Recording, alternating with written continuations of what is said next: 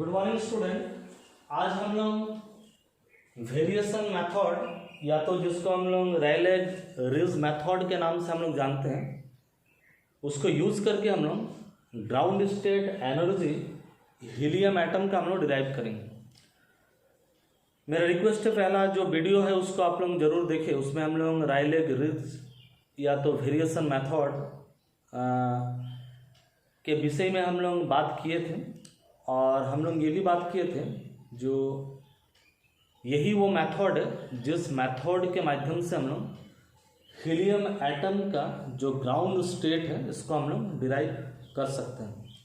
तो let us use the variation method with a simple trial function to obtain the upper limit energy of the ground state of helium atom.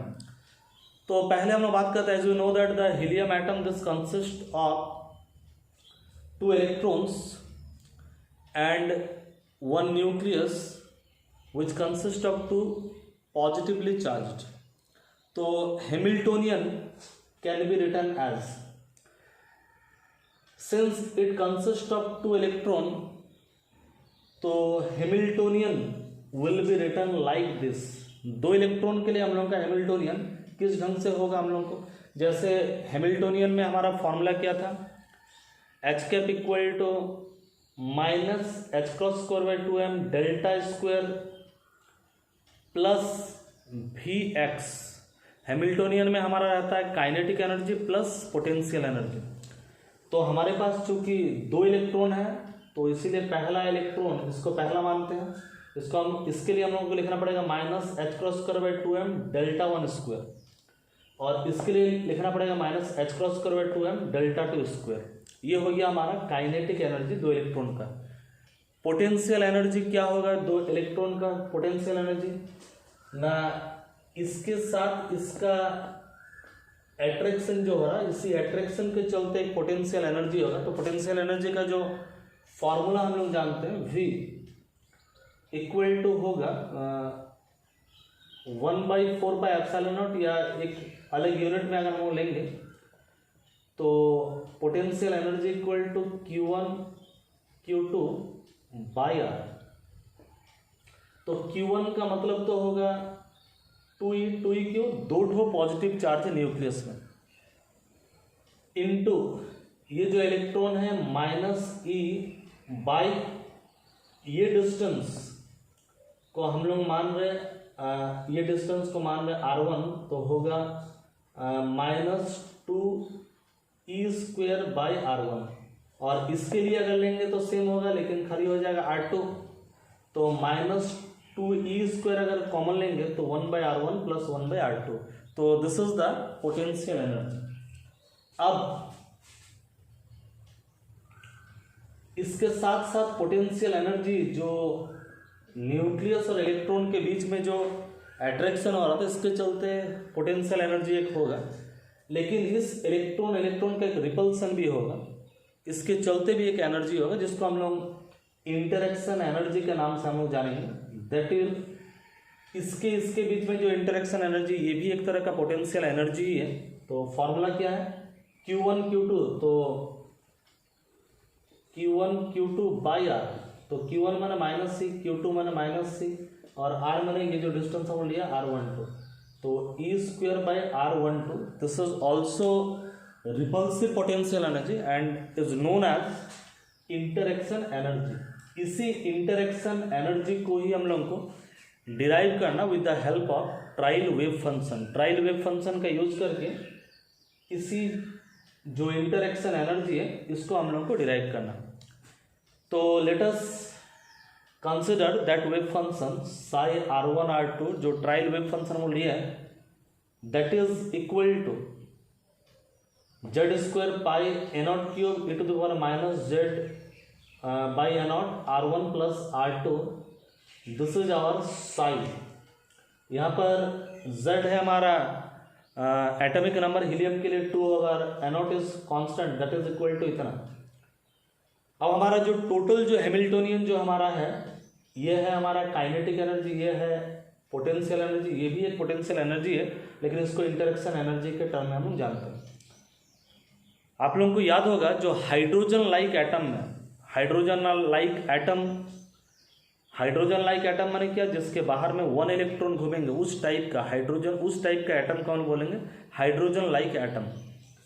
तो hydrogen like atom का जो kinetic energy का ये होता है formula, potential energy का ये होता है फार्मूला।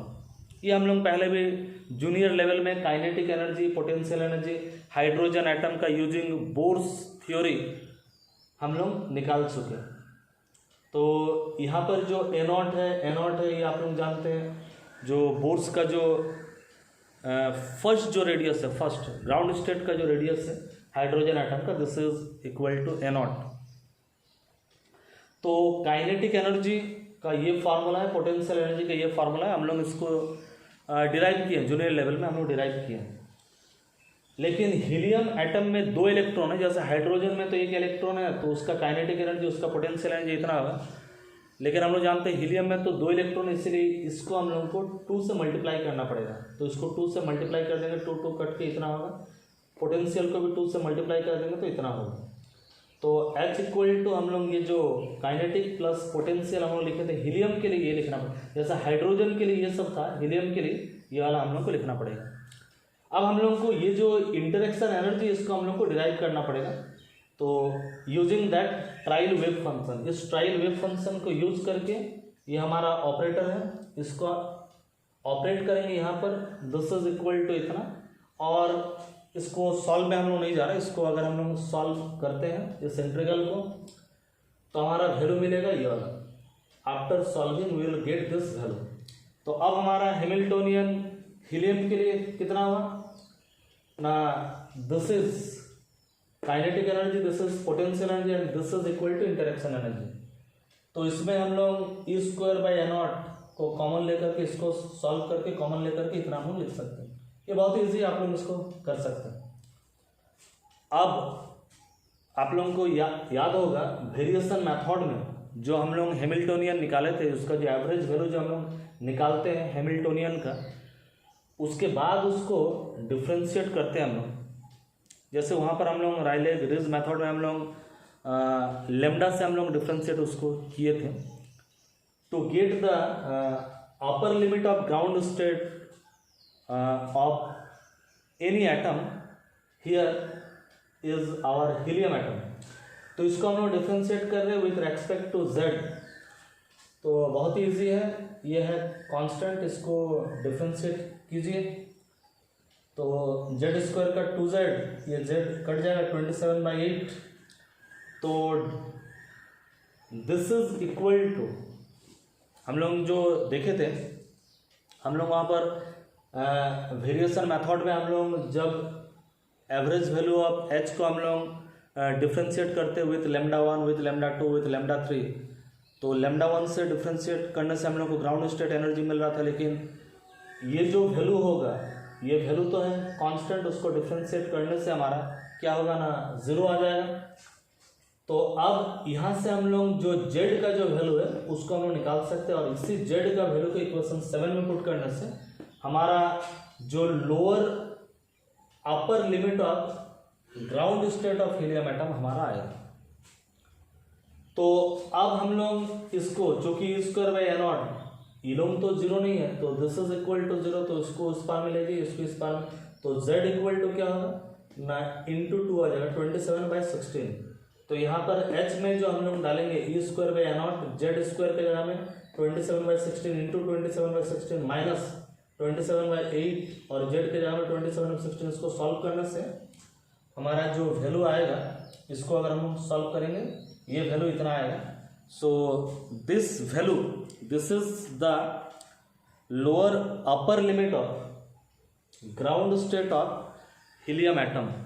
तो बाय यूजिंग रायले-रीज मेथड हम लोग बहुत ही आसान से हम लोग ground state of helium atom हम लोग डिराइव किए थे।